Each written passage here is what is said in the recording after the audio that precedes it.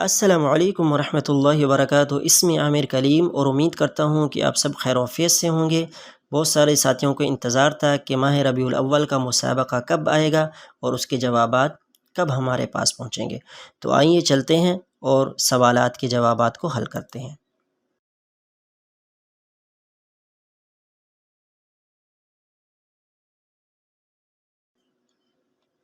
بسم اللہ الرحمن الرحیم۔ سوال نمبر 1 ہے، یعد الاحتفال بمولد النبی صلی اللہ علیہ وسلم، رسول اللہ صلی اللہ علیہ وسلم کا میلاد منانا کیسا ہے؟ تو آپ کے پاس 3 اختیارات ہیں۔ مباحا لا شیء فی، جائز ہے، اس میں کوئی حرج نہیں ہے۔ من الاحتفالات البدعیہ المحرم التي لا تجوز شرعا، یہ ان احتفالات میں سے ہیں جو بدعیہ ہے، محرمہ ہے، شریعت کے اندر ان کی کوئی اجازت نہیں۔ من باب تعظیم النبی صلی اللہ علیہ وسلم و توقیری، یہ رسول اللہ صلی اللہ علیہ وسلم کی تعظیم اور توقیر ہے۔ تو اس کا صحیح جواب یہ ہے کہ یہ ان احتفالات میں سے ہیں جو بدعیہ ہے، محرمہ ہے، شریعت کے اندر ایسی بدعت کی کوئی گنجائش نہیں ہے۔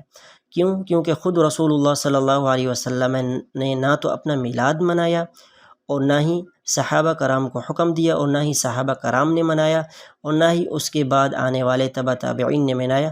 یہاں تک کہ ائمہ اربعہ جو تھے، امام ابو حنیفہ، امام مالک، امام شافعی، امام احمد بن حنبل رحمہم اللہ تعالی، ان میں سے کسی نے بھی رسول اللہ صلی اللہ علیہ وسلم کا میلاد نہیں منایا۔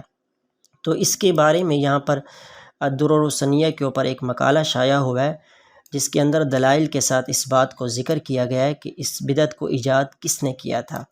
تو یہاں پر آپ دیکھ سکتے ہیں وَأَوَّلُ مَنْ أَحْدَثَهُ وَابْتَدَعَهُمْ الرَّافِضَةُ الْعُبَیدِیُّونَ، کہ رافضہ عبیدیون نے اس بدعت کو ایجاد کیا تھا، جو اپنے آپ کو فاطمہ رضی اللہ تعالیٰ عنہ کی نسل سے کہتے تھے، حالانکہ یہ ان کا جھوٹ اور فریب تھا، اصل میں وہ فاطمی نہیں تھے، فاطمہ رضی اللہ تعالیٰ کی نسب سے نہیں تھے۔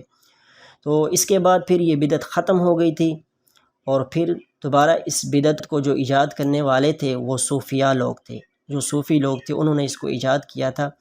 اور ان میں سے سیر فہرست جس کا نام جن کا آتا ہے وہ کون تھے؟ الملک المظفر ابو سعید۔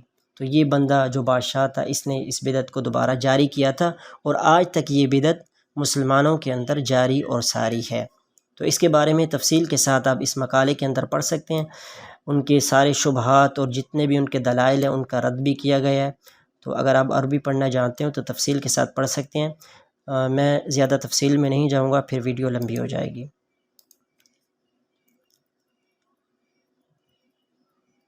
سوال نمبر 2 ہے، یقول اللہ تعالی انما المؤمنون الذین اذا ذکر اللہ وجلت قلوبهم، ما معنی وجلت؟ اللہ تبارک و تعالی نے اس آیت کے اندر وجلت کا ذکر فرمایا ہے، تو اس کا کیا مطلب ہے؟ تو اس کا صحیح جواب ہے خافت، کہ جب مومنین کے سامنے اللہ تبارک و تعالی کا ذکر کیا جاتا ہے تو اللہ کے خوف اور خشیت سے ان کے دل جو ہے طاری ہو جاتے ہیں، ان کے دل کے اوپر اللہ کی خشیت اور خوف طاری ہو جاتا ہے۔ سوال نمبر 3 ہے، عن عبد اللہ بن مغفل رضی اللہ عنہ قال قال النبی صلی اللہ علیہ وسلم بین کل اذانین صلاۃ المقصود بالآذانین، رسول اللہ صلی اللہ علیہ وسلم فرمایا کہ ہر 2 اذانوں کے درمیان نماز ہے۔ تو اس سے کیا مراد ہے اذانین سے؟ اس سے مراد ہے الاذان والاقامت، اذان اور اقامت۔ تو اذان اور اقامت کے درمیان ہم نوافل نماز ادا کر سکتے ہیں، یہاں تک کہ ہم مغرب کی اذان کے بعد بھی نوافل ادا کر سکتے ہیں۔ باقی ساری نمازوں کی اذانوں کے جو بعد ادا کی جاتی ہے نوافل، اس میں کوئی اختلاف نہیں ہے، لیکن احناف یہاں پر مغرب کی اذان کے بعد جو نوافل ادا کیے جاتے ہیں اس کے اوپر اختلاف کرتے ہیں۔ تو یہاں پر آپ دلائل پڑھ سکتے ہیں، ٹھیک ہے۔ تو یہ بخاری کے اندر موجود ہے حدیث جو میں نے آپ کے سامنے ابھی ذکر کی تھی۔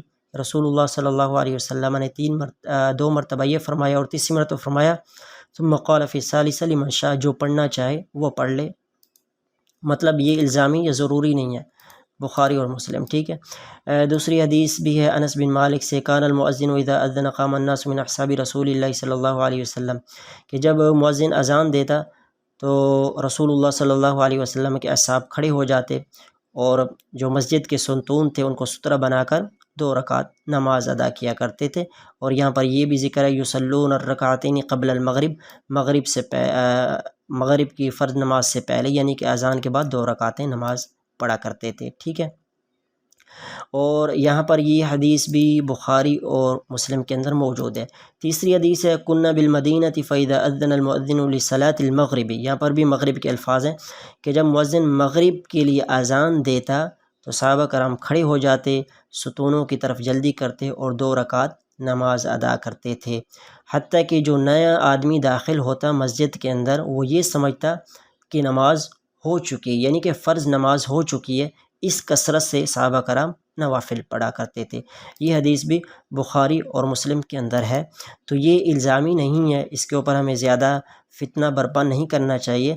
بہرحال یہ رسول اللہ صلی اللہ علیہ وسلم کی سنت ہے، کیونکہ رسول اللہ صلی اللہ علیہ وسلم کے زمانے میں صحابہ کرام یہ نماز ادا کرتے تھے نوافل، رسول اللہ صلی اللہ علیہ وسلم نے ان کو منع نہیں کیا تھا، بلکہ عام حدیث بھی ہے کہ ہر 2 اذانوں کے درمیان نماز ہے، یعنی کہ اذان کے بعد اور اقامت کے بیچ میں آپ نوافل ادا کر سکتے ہیں۔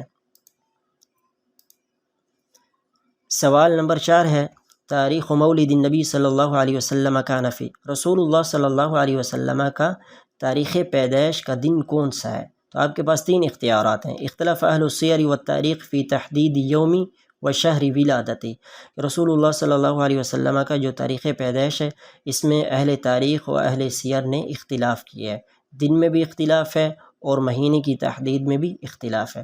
آپ کے پاس دوسرا آپشن یہ ہے کہ لیلۃ الخمیس الثانی من شہر ربیع الاول، ٹھیک ہے۔ تیسرا آپشن ہے یوم الاثنین الثانی عشر من شہر ربیع الاول، یعنی 12 ربیع الاول کا دن۔ تو اس میں صحیح جواب یہ ہے کہ اس کی جو کنفرم ہے وہ کوئی تاریخ بھی نہیں ہے، بلکہ علماء کا اس میں اختلاف ہے۔ وفات کا دن تو کنفرم ہے کہ رسول اللہ صلی اللہ علیہ وسلم 12 ربیع الاول کو اس دنیا سے رخصت ہو گئے تھے، وفات پا گئے تھے، لیکن پیدائش کا دن جو ہے وہ مقرر نہیں ہے۔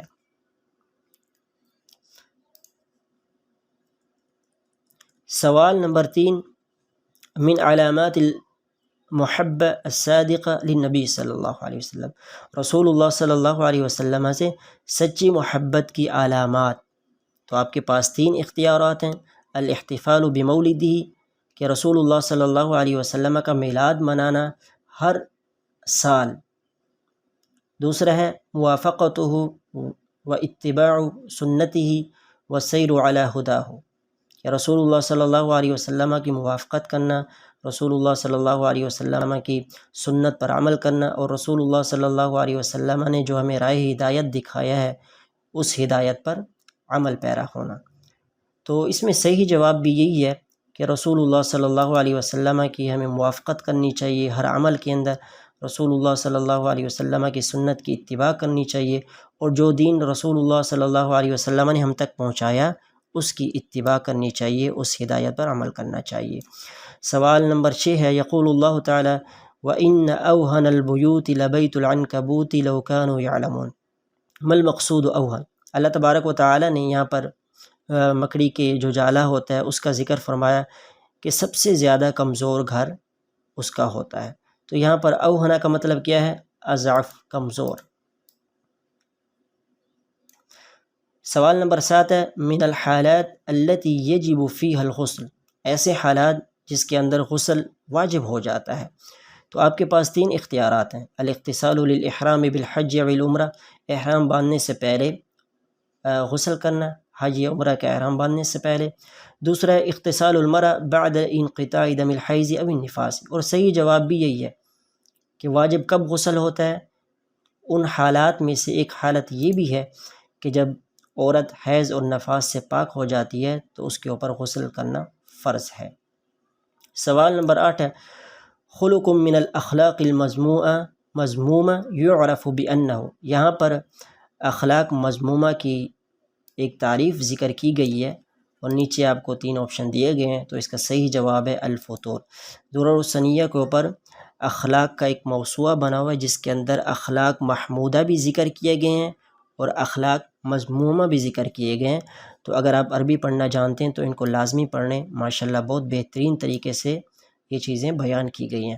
سوال نمبر 9 ہے کان بناء مسجد قباء فی شہر ربیع الاول من العام کہ مسجد قباء ربیع الاول کے مہینے میں رسول اللہ صلی اللہ علیہ وسلم نے تعمیر کی تھی. تو یہ ہجری کون سا تھا؟ تو یہ اول ہجری تھی. رسول اللہ صلی اللہ علیہ وسلم جب مکہ سے مدینہ تشریف لائے ہجرت کر کے، تو سب سے پہلے اسلام کی یہ مسجد بنائی گئی تھی جس کی بنیاد تقوی کے اوپر رکھی گئی تھی. سوال نمبر 10 ہے یحتوی تطبیق فقہ الاسرہ. الدرر السنیہ کی طرف سے موبائل اپلیکیشن بنائی گئی ہے. مطلب جتنے بھی موسوعہ ہیں، جس طرح فقہ الاسرہ، فقہ العبادہ ہے، اس طرح اور بھی بہت ساری اپلیکیشن بنائی گئی ہیں. تو ان میں سے ایک اپلیکیشن کے متعلق پوچھا جا رہا ہے کہ اس کے بہت ساری خصوصیات ہیں. تو ان کی خصوصیات میں سے ایک یہ خصوصیت ہے کہ چھوٹے چھوٹے فقہ الاسرہ کے متعلق انہوں نے ویڈیو بنا رکھی ہیں. تو یہ آپ دیکھ سکتے ہیں، وہاں جا کر اپلیکیشن ڈاؤن لوڈ کریں فقہ الاسرہ، اور بڑے بہترین انداز سے فقہ الاسرہ بیان کی گئی ہے. تو یہاں تک الحمدللہ ہمارے 10 سوال مکمل ہوتے ہیں. بیانات المتسابق میں سب سے پہلے آپ کے پاس ہے اسم المتسابق. ٹھیک ہے، تو اس میں آپ نے اپنا نام لکھنا ہے.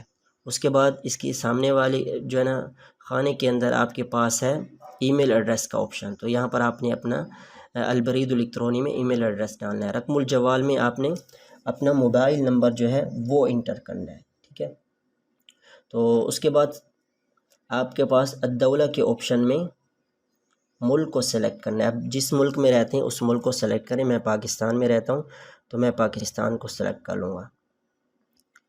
تو آپ نیچے جب آئیں گے تو یہاں پر آپ کو پاکستان مل جائے گا. ایسے آپ اس کو آسانی سے سرچ بھی کر سکتے ہیں. پاکستان لکھیں گے تو یہ پاکستان آپ کے سامنے آ جائے گا. اس کے بعد آپ نے ارسال کے اوپر کلک کر دینا ہے. تو آپ کا جو یہ ہے مسابقہ میں شرکت ہو جائے گی.